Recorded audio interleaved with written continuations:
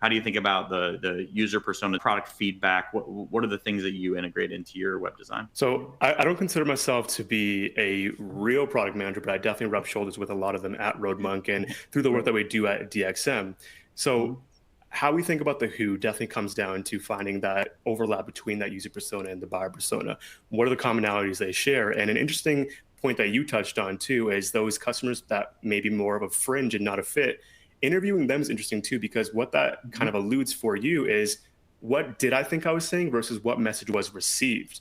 Because there's a Right. reason why that fringe actually did land on your website or maybe booked a trial or a demo with you. Maybe you were speaking to that audience and not the audience you thought you were speaking to.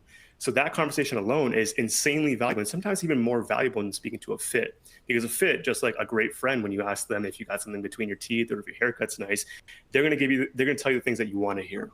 But a fringe is gonna surprise you with the reasons that you weren't suspecting in the first place.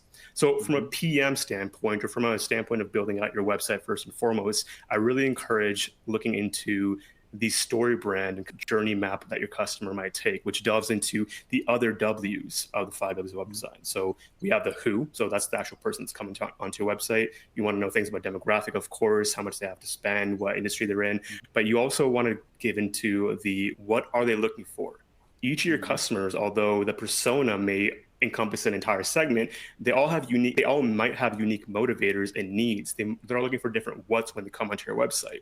So start having those conversations through tools like live chat on your website, or again, pulling back into social and seeing what post maybe had led them to land on your website, that acquisition path that they took to actually get there. So that's a quick way to start looking at that piece of it too.